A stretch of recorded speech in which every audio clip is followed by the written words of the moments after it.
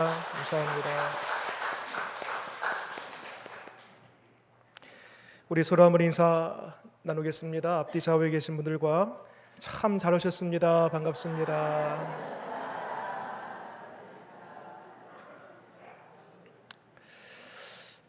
우리는 지금 사도행전의 말씀을 보았습니다.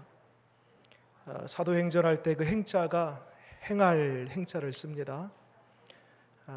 그러니까 사도행전은 움직이는 책, 행동하는 책이라고 그렇게 말씀드릴 수 있겠습니다. 뭘 행동하나, 뭘 어떻게 사나, 앞에 마태, 마가, 누가, 요한 사복음서라고 하지 않습니까? 사복음서, 그리고 바로 이어진 책이 사도행전인데 그렇습니다. 너희가 복음을 들었느냐? 너희가 복음을 알았느냐? 그러면 이제 살아라. 복음을 이제 받아들였으면 그 복음을 따라서 합당한 삶을 살아내라. 그래서 이 말씀이 이렇게 연결되는 것입니다. 예수님께서 죽으시고 사흘 만에 부활하십니다. 그리고 40일 동안 부활의 몸을 많은 사람들에게 보여주십니다. 예수님의 그 부활을 목격한 사람들이 얼마나 가슴 벅찼겠습니까? 세상에나 예수님께서 말씀하신 대로 살아났다고? 그리고 내 앞에 예수님이 와 계신다고? 예수님을 직접 보고 예수님의 그 부활의 몸을 만지고 하면서 직접 부활을 경험한 사람들이 이제는 예루살렘을 벗어나서 온 지역 열방으로 흩어져서 그 부활의 예수님을 전하고 싶었을 거예요. 그 부활의 예수님을 가슴 벅찬 감동으로 만나면서 만나는 사람들마다 예수님께서 부활하셨다라고, 예수님이 부활하신 그 몸을 내가 만졌다라고 그 부활의 소식을 전하고 싶었을 거예요. 근데 예수님께서 예상치 못한 말씀을 하세요. 예루살렘을 떠나지 마라. 이 제자들은 예루살렘뿐만 아니라 예루살렘을 벗어나서 온 동서남북으로 지금 부활의 소식을 알려가고 싶은데 예수님 그대로 있어. 예루살렘 떠나지 마. 4절 말씀 볼까요? 1장 4절.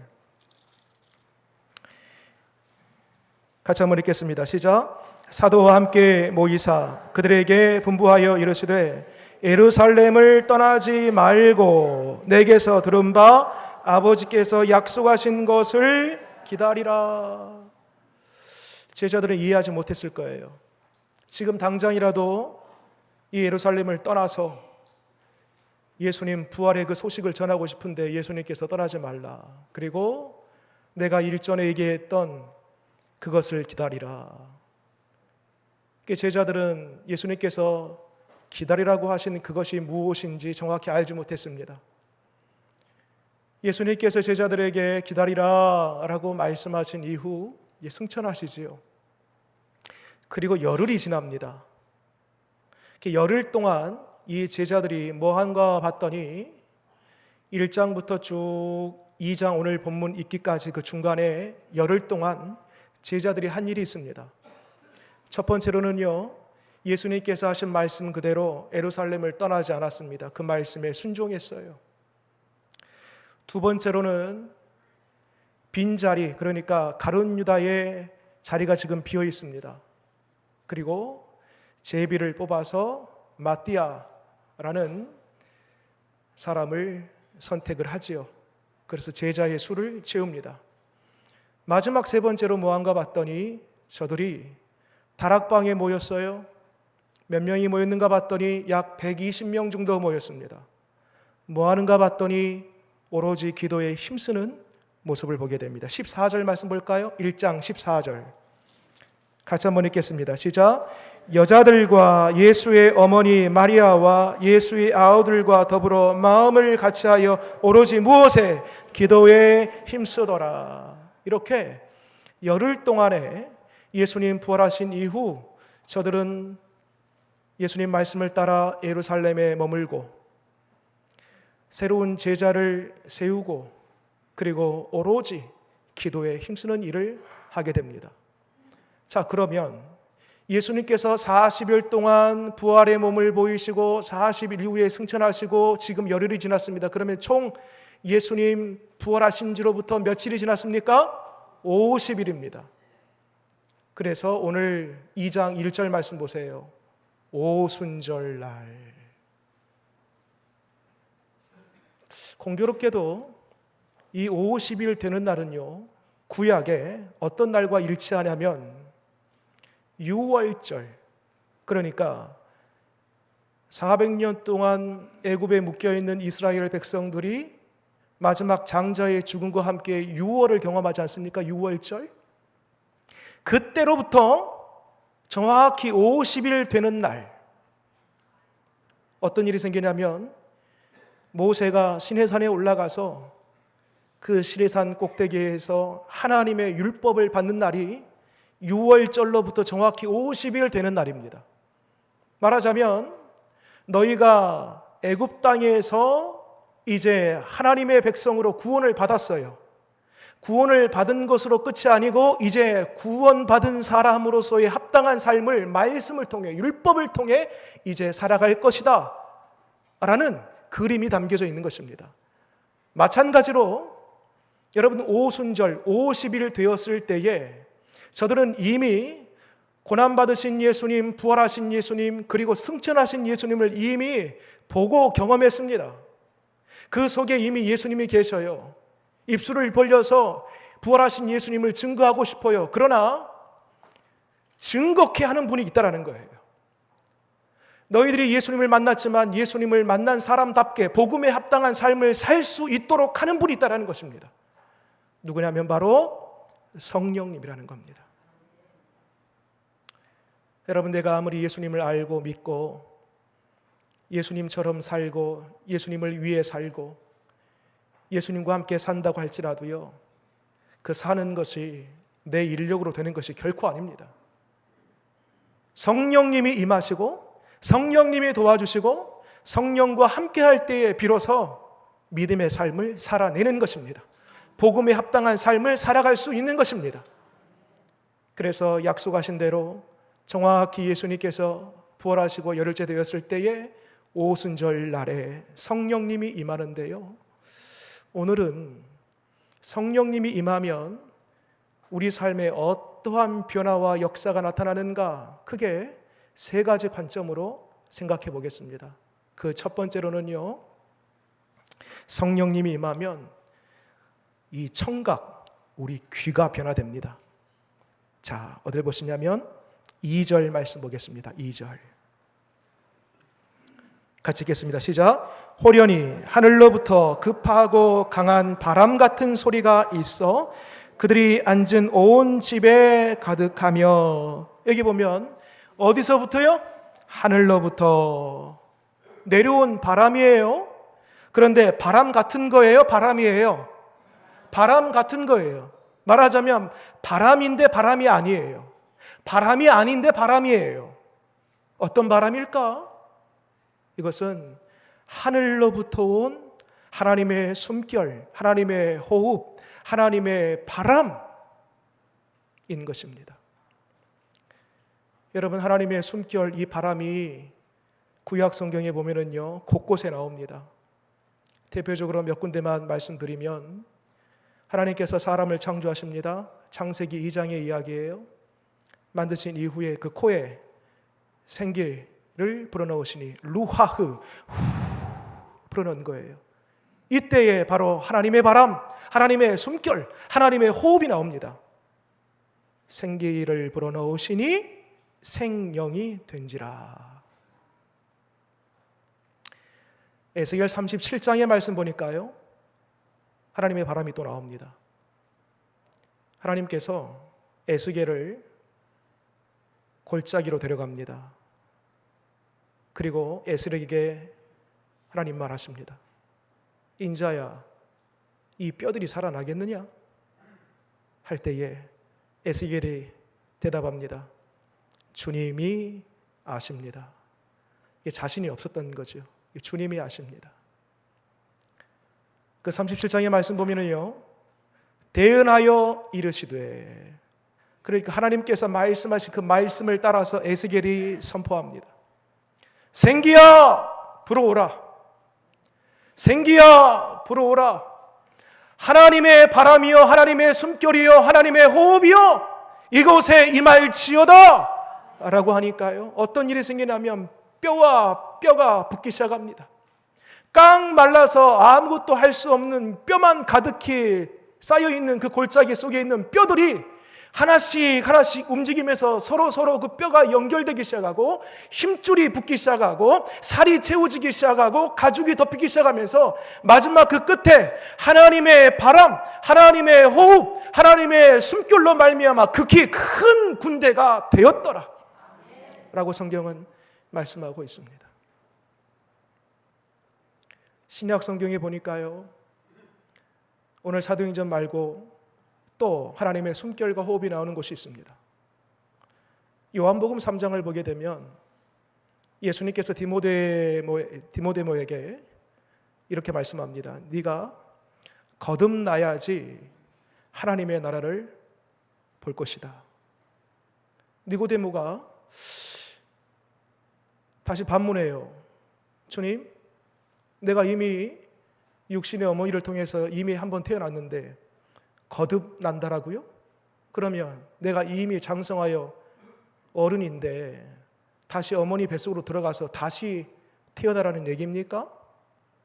그럴 때에 예수님께서 그렇게 말씀하십니다. 물과 성령으로 나지 아니하면 하나님의 나라를 볼 수 없느니라. 여러분 이해가 되십니까? 물과 성령으로 나지 않으면 하나님의 나라를 볼 수 없느니라. 니고데모도 이 말이 무슨 말인지 몰랐을 거예요. 그 말씀과 함께 예수님께서 풀어 설명하십니다. 바람이 임으로 어디서 와서 어디로 가는지 알 수 없는 것처럼 성령도 그리하리라. 근데 여러분 더 중요한 것은요, 성령이 바람으로 우리 가운데 찾아오시는데 바람이 불면 어디서 왔는지 어디로 가는지 알 수 없지만은요, 현상과 결과가 있습니다. 바람이 불면 커튼이 왔다 갔다 하지요.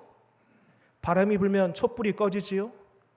이와 같이 여러분, 성령이 언제 우리에게 왔는지, 언제 어디로 가는지 우리는 잘 몰라요.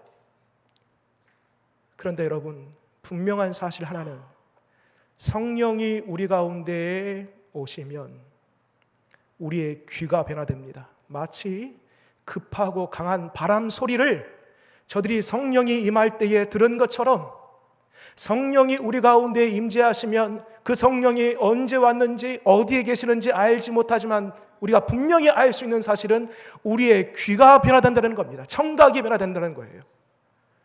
이전에는 사람의 소리에 귀를 기울였어요. 이전에는 사람의 소리뿐만 아니라 세상 소리가 전부인 줄 알았습니다. 그런데 성령님이 임하니까요, 내 귀가 변화되는데요, 하나님의 말씀에 귀를 기울입니다. 하나님의 말씀을 찾습니다. 하나님의 말씀을 들을 때에 말씀이 깨달아집니다. 이렇게 내 귀가 누구로 인하여서? 성령으로 말미암아 변화된다는 것입니다. 여러분, 이 은혜가 있기를 바랍니다. 두 번째, 성령님이 임하면 내 삶에 어떤 변화가 생기는가? 시각의 변화가 찾아옵니다. 자, 볼까요?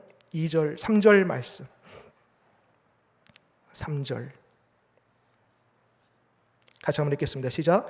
마치 불의 혀처럼 갈라지는 것들이 그들에게 보여 각 사람 위에 하나씩 임하여 있더니. 그러니까 불의 혀처럼, 불의 혀, 날름날름거리는 그 혀처럼 이렇게 한 사람 한 사람 그 위에 임하는 거예요. 불이에요? 불 같은 거예요? 불이에요? 불 같은 거예요? 불 같은 거예요. 그러니까 앞에도 제가 말씀드린 것처럼 바람인데 바람이 아닌 거예요. 바람이 아닌데 바람인 거예요. 여호와의 숨결, 여호와의 바람인 거예요. 그런 것처럼 불인데 이게 불이 아닌데 불이에요. 불인데 불이 아니에요. 누구의 불일까요? 여호와의 불인 것입니다. 그 여호와의 불을 한두 사람이 봤다라면 환상을 본 거예요. 그런데 거기 모여있는 모두가 각 사람 위에 임한 것을 본 거예요. 모두가 본 거예요. 이것은 환상이 아니에요. 실제인 거예요. 그러면 여기서 말하고 있는 여호와의 불은 뭘까? 여러분 성경에 보면 여호와의 불이 나오는 이야기가 또 있습니다. 출애굽기 3장을 보게 되면 하나님께서 모세를 부르십니다. 어디서 부르신가 봤더니 호렙산 떨기 나무에서 부르세요. 멀찌감치해서 그 떨기나무를 보니까요, 떨기나무에 불이 붙어 있어요. 기가 막힌 것은 불이 붙어 있는데 그 나무가 타질 않아요. 여러분 불은요, 자고로 이 불이 타기 위해서는요, 연료가 필요합니다. 재료가 필요합니다. 그리고 그것을 다 소진시키면서 불이 타는 거예요. 유지가 되는 거예요. 그런데 불이 붙었는데 나무가 그대로 있는 거예요. 이상하다. 눈을 몇 번 씻었을 거예요. 이상하다. 불이 활활 타는데 나무가 그대로 있다? 멀찌감치해서 있다가 한 걸음씩 가까이 갑니다. 가까이 갈 때에 그 나무에서 하나님의 음성이 들려옵니다. 모세야, 여기는 거룩한 곳이니 내 발에서 신을 벗으라. 그러면 그 나무에 붙어있는 불은 어떤 불이에요? 여호와의 불, 하나님의 불인 것인 겁니다. 여러분 그 불이 오늘날에도 있을까요? 그럼요. 그 불이 우리 가운데 임할 때에 여러분 우리 속에 우리는 알지 못하지만 우리의 모든 죄악들을 다 타고도 남을 만한 그런 놀라운 성령의 불이 임하면 우리 속에 잊지 말아야 될 것들은 다 떠나가고 태워지는 역사가 반드시 일어나게 될 줄 믿으시기 바랍니다. 여호와의 불이 또 열왕기상 18장의 말씀 보게 되면 한 군데 더 나와요. 이 18장의 이야기는 우리가 잘 알다시피 엘리야와 그리고 850명 바알과 아세라 선지자 간의 맞짱 뜬 이야기입니다. 똑같이 양 진영에 제단을 쌓아요. 그리고 기도할 때에 어느 신이 불을 내리는가, 그 불을 내리는 신이 참 신이다 대결합니다. 먼저 바알과 아세라 신을 믿는 그 이방 선지자들이 조석으로 아침 일찍부터 저녁까지 바알의 이름을 부르면서 기도하기 시작합니다. 아무런 일이 일어나지 않아요. 해가 뉘어 저물어 가는데 아무런 변화가 일어나지 않자 스스로 날카로운 것으로 몸을 그어가면서 자의하고 그렇게 기도함에도 불구하고 어떤 일이 일어나지 않습니다. 그걸로 끝났어요. 이제 엘리야 차례가 됐습니다. 엘리야가요 딱 한마디 기도합니다. 여호와여 응답하옵소서. 이 한마디 딱 기도하 떨어지기가 무섭게 하늘에서 여호와의 불이 임합니다. 여호와의 불이 임했다라고 열왕기상 18장 38절에 말씀하면서 불이 임하니까 어떤 일이 생기냐면 그 쌓았던 제단이 다 타고요. 그 옆에 있는 돌과 흙과 나무 그리고 도랑가에 물을 부어놨는데 그 물까지 다 핥았더라. 그러면서 마지막 그 18장 결론에 그 주변에 있는 모든 사람들이 여호와가 참 신이로구나, 여호와가 참 신이로구나 라고 고백하게 되는 것을 보게 됩니다. 여러분 바라기는 성령은 불로 우리 가운데 임재하십니다. 과거에 엘리야 시대 때에 모세 시대 때에 불로 임했던 여호와의 불이 오늘날 우리에게도 성령의 불로 임하여 주셔서 우리 속에 있는 모든 죄악들을 다 깨끗이 태워 주실 줄 믿으시기 바랍니다. 성령은 하나님의 모든 것 곧 깊은 것까지 통달하신다라고 했습니다. 하나님의 모든 것까지 통달하신 그 성령님이 우리 한 사람 속에 있는 것 모르시겠습니까? 내 속에 있는 거짓, 탐욕, 이기심, 시기, 교만함, 그 모든 죄악들 오늘 말씀을 듣는 중에 성령의 불로 말미암아 깨끗이 태움받는 이 시간 되기를 바랍니다. 세 번째로 성령님 임하시면 어떤 일이 일어나는가? 첫 번째로는 청각의 변화, 말씀이 들려오고, 두 번째로는 시각의 변화, 새로운 것이 보여지고, 이면이 보여지고, 현상을 넘어서 그 현상 너머의 것이 보여지고, 현실 넘어서 하나님의 나라가 보여지고, 이것이 시각의 변화인 것입니다. 마지막 세 번째, 성령님이 하시면 우리의 전 인격이 변화되어집니다. 자, 4절 말씀 보겠습니다. 4절 우리 함께 읽겠습니다. 그들이 다 성령의 충만함을 받고 성령이 말하게 하심을 따라 다른 언어들로 말하기를 시작하니라. 여기 보면 성령의 충만함을 받았다고 했습니다. 누가요? 거기에 있는 모든 사람들이 다 예외 없이 성령의 충만함을 받았다. 여러분, 충만이라는 것은 뭐냐면요, 빈틈이 없다라는 거예요. 다 메꿔졌다라는 것입니다. 가득 차 있다라는 것입니다.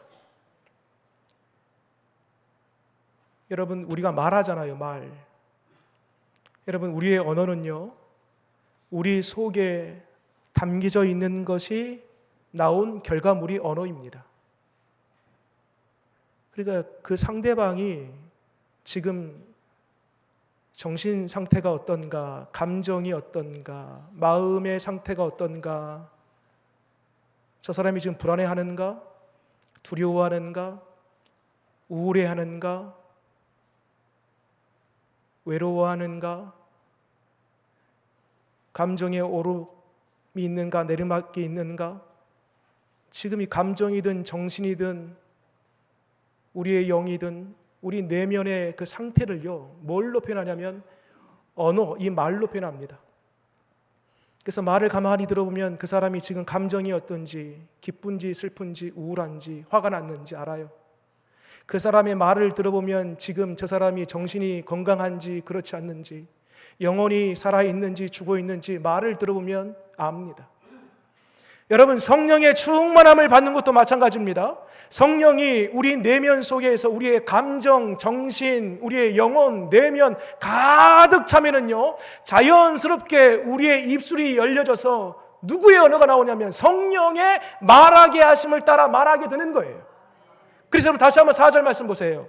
성령의 충만함을 받고 그 다음에요, 성령이 말하게 하심을 따라 말했다라는 겁니다. 성령의 말하게 하심을 따라. 여러분, 혹 이 자리에 말씀을 듣고 있는 여러분들 중에 언젠가부터 내 마음과 내 감정과 내 정신이 우울하고 불안하고 초조하고, 그 사람 보면 괜시리 시기가 나고 미움이 나고 대적하고 싶은 마음이 생기고, 이기심, 교만함, 언젠가부터 내 내면 세계가 이 부정적인 어두움, 정신과 마음으로 가득 차 있습니까? 그래서 나도 모르게 말이 공격적으로, 거칠게, 부정적으로 나오고 있지는 않습니까? 해결할 수 있는 방법이 딱 한 가지 있습니다. 성령의 충만함을 받으시기 바랍니다. 성령님이 내 속에 내 감정을 다스리시고 내 정신, 내 영혼, 내 보이지 않는 모든 내면의 세계 가운데에 성령이 꽉득 차면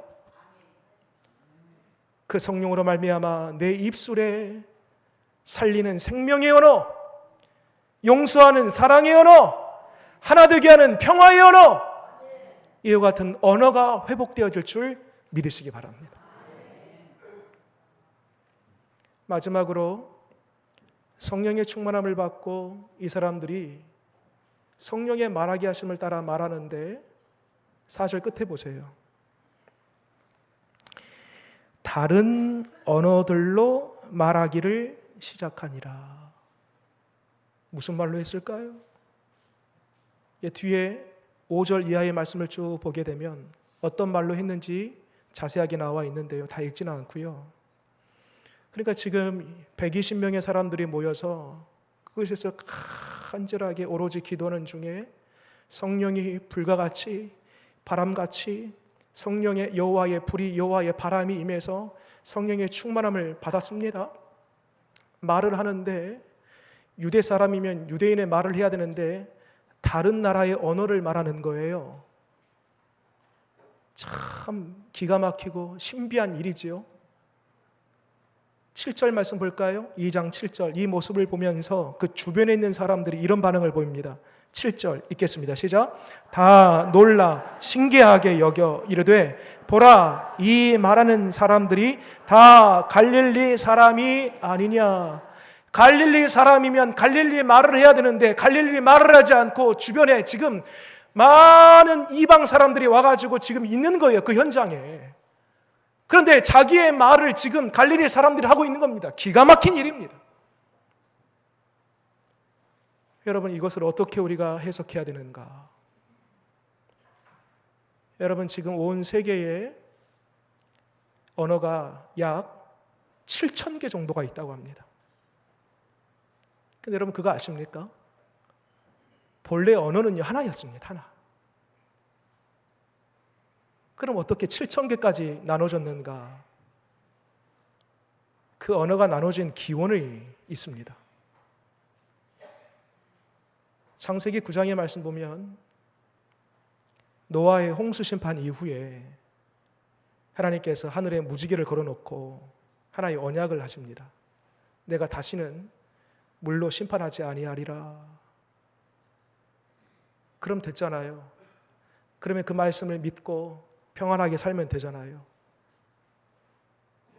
그런데 죄성을 가지고 있는 당시의 사람들이 그 말씀을 외면하고 무시하고 그 말씀을 불신합니다.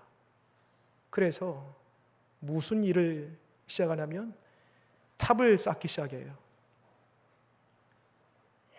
뭐라고 하는가 봤더니 우리가 이 탑을 최대한 크게 높이 쌓아서 저 하늘에 있는 신 여호와가 홍수로 이 땅을 심판한다 할지라도 우리가 높이 탑을 만들어 놓으면 거기에 피신하여 우리가 흩어짐을 면할 것이다 라고 합니다.